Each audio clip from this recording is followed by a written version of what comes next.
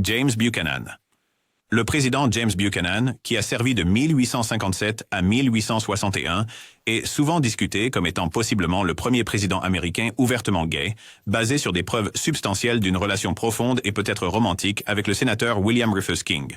Buchanan, le seul président à être resté célibataire toute sa vie, partageait un lien exceptionnellement proche avec King, un sénateur de l'Alabama, et plus tard vice-président sous Franklin Pierce. Les deux hommes ont vécu ensemble à Washington, D.C. pendant plus d'une décennie, formant une amitié intime qui est devenue le sujet de spéculations publiques et politiques.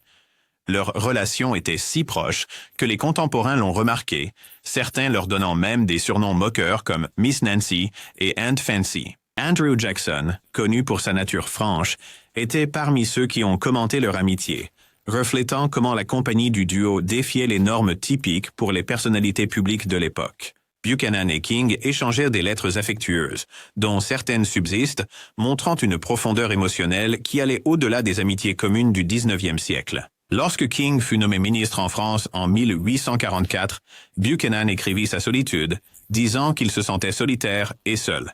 Selon certains récits historiques, Buchanan a exprimé des sentiments de courtiser plusieurs messieurs après le départ de King. Ce choix de mots a conduit certains chercheurs à croire qu'il aurait pu avoir un intérêt romantique non partagé pour d'autres hommes.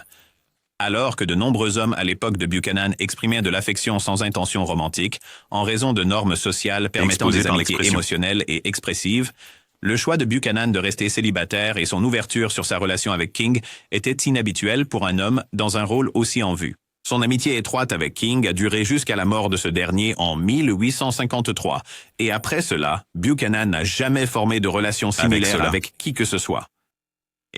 Abraham Lincoln est une figure d'une immense importance historique, connue pour avoir dirigé la nation pendant la guerre civile et œuvré pour abolir l'esclavage.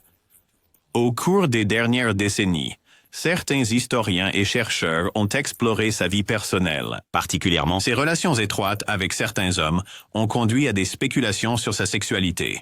Une relation notable était avec Joshua Speed, un propriétaire de magasin à Springfield, Illinois. Lincoln et Speed ont partagé un lit pendant plusieurs années, à partir de 1837. À cette époque, il était courant pour les hommes de partager des lits en raison du manque d'hébergement et des considérations économiques. Leur amitié était profonde et durable, les deux hommes échangeant des lettres qui reflétaient un lien fort. Un autre récit concerne Lincoln partageant un lit avec Billy Green, qui a ensuite fourni des souvenirs détaillés de Lincoln. Certaines personnes interprètent ces récits comme une preuve de relations intimes, tandis que d'autres les considèrent comme des exemples d'amitié proche, mais platonique, typiques du 19e siècle. Il est important de comprendre que les expressions d'affection entre hommes étaient plus ouvertement affichées à cette époque, sans nécessairement impliquer une relation romantique ou sexuelle. Le mariage de Lincoln avec Mary Todd était également complexe et a rencontré des défis, notamment des tragédies personnelles comme la mort de leurs enfants et des tensions émotionnelles rapportées. Ces difficultés ont conduit certains à spéculer davantage sur la vie personnelle et les relations de Lincoln. Malgré ces discussions, il n'existe aucune preuve historique définitive confirmant qu'Abraham Lincoln était homosexuel. La plupart des historiens traditionnels conviennent que, bien que Lincoln ait eu des amitiés proches avec des hommes, ces relations s'inscrivaient dans les normes sociales de son époque.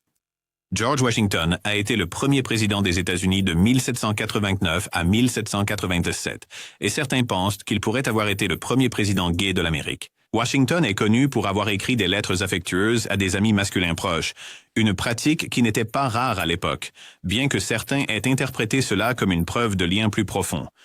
Pendant sa carrière militaire, il a adopté une approche particulièrement inclusive, faisant de son armée révolutionnaire un espace où des individus d'origines et d'identités diverses pouvaient servir. L'un des officiers les plus dignes de confiance de Washington était le baron Friedrich von Steuben, un chef militaire prussien qui a rejoint l'armée continentale en 1778. Von Steuben, qui a été persécuté en Europe en raison de rumeurs sur sa sexualité, a joué un rôle essentiel dans la formation et l'organisation des troupes de Washington. Sous son commandement, l'armée continentale a été transformée grâce à un entraînement rigoureux, à la discipline et à des exercices stratégiques qui lui ont permis de faire face à l'armée britannique sur un pied plus égal. L'influence de von Steuben fut cruciale et il devint finalement un leader apprécié et ouvertement célébré parmi les rangs, malgré ses relations connues avec des hommes.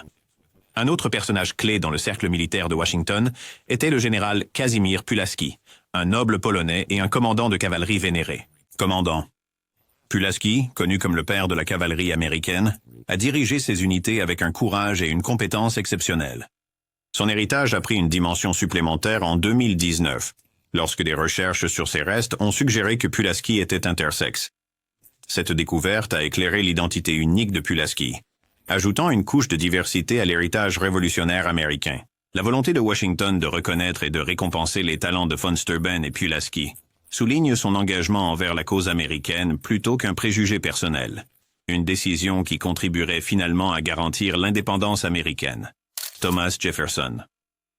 Thomas Jefferson, le troisième président et principal auteur de la Déclaration d'indépendance, était un homme aux talents nombreux et contradictions. Son amour pour la culture, l'art et la cuisine française était bien connu, lui valant une réputation de sophistication. Après la mort de sa femme Martha, Jefferson ne s'est jamais remarié, ce qui était quelque peu inhabituel pour un. Certains ont spéculé que ses amitiés proches et la profondeur de ses relations avec certaines personnes pourraient suggérer une vie personnelle non traditionnelle. La relation documentée de Jefferson avec Sally Hemings, une femme asservie dans son domaine, a fait l'objet de nombreuses recherches historiques et de preuves ADN, indiquant qu'il était le père de plusieurs de ses enfants. Cette vie personnelle complexe reflète les dynamiques sociales et morales complexes de son époque, bien qu'il n'y ait pas de preuves concrètes indiquant des relations homosexuelles. Bill Clinton. Bill Clinton. Le 42e président est souvent rappelé à la fois pour ses succès politiques et ses scandales personnels. Ses liaisons extraconjugales, notamment avec Monica Lewinsky, ont été très médiatisées et ont conduit à son impeachment par la Chambre des représentants. Bien que ses relations avec les femmes aient été scrutées de près, certains théoriciens du complot et commentateurs ont spéculé sur d'autres aspects de sa vie personnelle. Des personnalités comme Ann Coulter ont fait des affirmations non fondées, suggérant que la promiscuité de Clinton pourrait s'étendre au-delà des relations hétérosexuelles. Cependant, ces affirmations reposent sur des conjectures plutôt que sur des preuves. L'héritage de Clinton est une tapisserie complexe de compétences politiques, de faiblesses personnelles et de controverses publiques, mais il n'y a pas d'informations crédibles suggérant qu'il ait eu des relations homosexuelles. Clinton a signé la politique « Ne pas poser de questions, ne pas dire », qui permettait aux personnes LGBTQ de servir dans l'armée seulement si elles cachaient leur orientation sexuelle. Cette politique était censée être un compromis, mais elle a finalement conduit à une discrimination généralisée et au renvoi de milliers de membres du service LGBTQ. Martin Van Buren, le 8e président, était un veuf qui ne s'est jamais remarié après la mort de sa femme. Connu sous le nom de Le Petit Magicien pour son talent politique, Van Buren a joué un rôle essentiel dans la formation du Parti démocrate moderne. Sa décision de rester célibataire pendant sa présidence était inhabituelle, mais pas sans précédent. Certains historiens ont noté que Van Buren était méticuleux quant à son apparence et à sa tenue, ce qui a parfois conduit à des remarques sur son dandisme. Cependant, il y a peu de preuves pour suggérer que son célibat était autre chose qu'un choix personnel après la perte de sa femme. La présidence de Van Buren s'est concentrée sur des questions comme l'économie et l'abolition de l'esclavage, et sa vie personnelle est restée relativement privée. John F. Kennedy. John F. Kennedy, le charismatique 35e président, avait une amitié étroite et de longue date avec Kirk Lemoine Lem Billings. Les deux se sont rencontrés à Choate Rosemary Hall, une école préparatoire de prestige, et leur amitié a duré toute la vie de Kennedy. Billings était un invité régulier au domaine familial Kennedy et avait même sa propre chambre à la Maison-Blanche pendant la présidence de Kennedy. Leur relation était basée sur une profonde affection et loyauté mutuelle.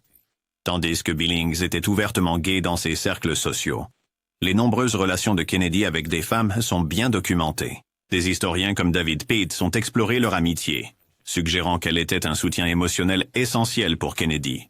Leur lien défie toute catégorisation simple, illustrant comment des amitiés proches peuvent profondément façonner une vie sans s'inscrire dans des étiquettes conventionnelles. Barack Obama, le 44e président, a fait des progrès significatifs dans l'avancement des droits LGBTQ, y compris l'abrogation de Don't Ask, Don't Tell et l'expression de son soutien à l'égalité du mariage. Sa position progressiste a conduit à des rumeurs infondées et des théories du complot sur sa vie personnelle.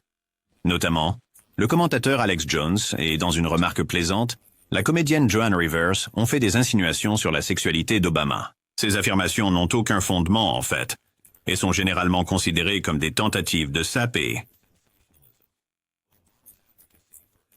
Les droits s'alignent avec son engagement plus large envers l'égalité et la justice, des valeurs qui ont défini une grande partie de sa carrière politique. Son soutien à ces questions reflète un changement significatif dans la politique américaine vers l'inclusivité. Chester A. Arthur.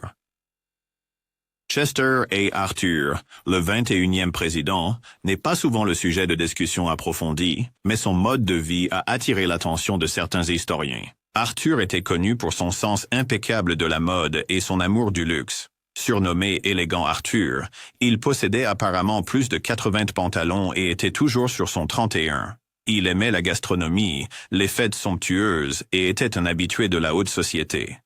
Certains ont spéculé que ses goûts raffinés et son style de vie de célibataire, il est devenu veuf pendant sa présidence, pourraient suggérer une vie personnelle plus complexe. Arthur a redécoré la Maison-Blanche avec l'aide de Louis Comfort Tiffany, apportant une touche artistique et ornée.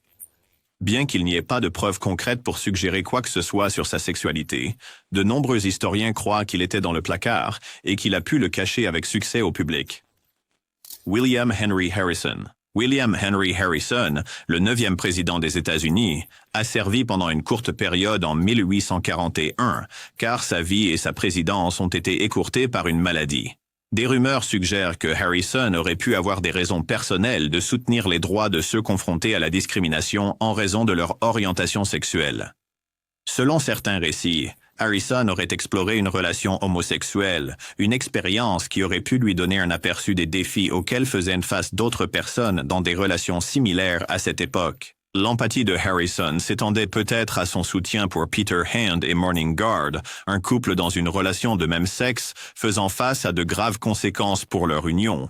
Peter Hand, un homme libre, et Morning Guard, un ancien esclave, auraient cherché refuge après que leur relation ait été révélée. À une époque où les préjugés raciaux et les normes sociales strictes régissaient les relations interpersonnelles, une relation interraciale homosexuelle aurait été soumise à un examen minutieux, voire dangereuse. Des rumeurs suggèrent que Harrison les a aidés à échapper aux autorités, offrant ainsi au couple une chance d'échapper à la persécution.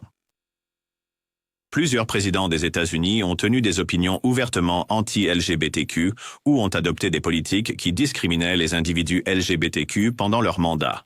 Voici quelques présidents connus pour leur position anti-LGBTQ. En 1953, Eisenhower a signé le décret exécutif 10 450 interdisant aux personnes LGBTQ de travailler dans le gouvernement fédéral, les qualifiant de risque pour la sécurité. Cela faisait partie de la plus large Lavender Scare, une période de discrimination intense contre les employés fédéraux LGBTQ pendant la guerre froide. L'ordre a conduit des milliers de personnes LGBTQ à être licenciées ou forcées de démissionner de leurs postes gouvernementaux. L'ordre est resté en vigueur pendant des décennies, contribuant à une discrimination généralisée contre les personnes LGBTQ dans les emplois gouvernementaux. Lyndon B. Johnson. Bien que Johnson soit loué pour son travail sur les droits civiques, son administration a continué d'appliquer des politiques anti-LGBTQ, notamment dans les postes gouvernementaux liés à la sécurité. Les personnes LGBTQ étaient interdites de détenir des habilitations de sécurité, ce qui était souvent utilisé comme justification pour les exclure de l'emploi fédéral. Cependant, le travail de Johnson sur le Civil Rights Act de 1964 a jeté des bases juridiques fondamentales qui finiraient par bénéficier aux droits LGBTQ, bien que ce n'était pas son intention à l'époque. Richard Nixon. Nixon a exprimé des vues anti-LGBTQ ouvertement, qualifiant les individus LGBTQ de moralement problématiques et de menaces pour la vitalité sociale. Il associait l'homosexualité au déclin de la société, la qualifiant d'antinaturelle. Pendant son mandat, Nixon a également fait des commentaires désobligeants sur les personnes LGBTQ qui ont été enregistrées et révélées dans les enregistrements de Nixon, confirmant ainsi sa position sur la question. L'administration de Reagan a été fortement critiquée pour sa réponse lente et inadéquate à la crise du sida, qui a touché de manière disproportionnée les communautés LGBTQ. Ce n'est que plusieurs années après le début de l'épidémie que Reagan a publiquement abordé le sida, même si des milliers d'Américains, en particulier des personnes LGBTQ, étaient déjà morts. Reagan a décrit l'homosexualité comme une tragédie et une maladie. L'inaction et l'indifférence de son administration envers la crise du sida sont largement considérés comme un exemple de discrimination institutionnalisée contre les personnes LGBTQ. George H.W. Bush. Bien que Bush ait signé la loi sur les statistiques des crimes haineux en 1990, qui exigeait la collecte de données sur les crimes haineux, y compris ceux basés sur l'orientation sexuelle, il a peu fait pour soutenir les enjeux LGBTQ dans l'ensemble. Son administration a promu des candidats judiciaires conservateurs, qui avaient souvent des positions anti-LGBTQ. Il exprimait également son opposition au mariage de même sexe et soutenait la législation qui restreignait les droits des personnes LGBTQ. Tôt dans sa présidence, Trump a inversé les politiques de l'ère Obama qui permettaient aux personnes transgenres de servir ouvertement dans l'armée, en réintroduisant une interdiction des militaires transgenres. L'administration de Trump a mis en œuvre plus de 300 politiques qui visaient directement ou nuisaient de manière disproportionnée aux personnes LGBTQ. Cela comprenait permettre aux entrepreneurs fédéraux de refuser des services aux personnes LGBTQ pour des raisons religieuses, revenir sur les protections pour les personnes transgenres dans les soins de santé et tenter de limiter les droits LGBTQ dans l'éducation et l'emploi. Trump a nommé des juges conservateurs, y compris des juges de la Cour suprême perçus comme peu favorables aux droits LGBTQ, influençant les résultats judiciaires à long terme. Truman a signé un décret interdisant aux personnes LGBTQ d'occuper des postes gouvernementaux, marquant le début de la peur lavande. Bien que la purge se soit intensifiée sous Eisenhower, les actions de Truman ont jeté les bases d'une discrimination systémique contre les personnes LGBTQ dans la fonction publique fédérale.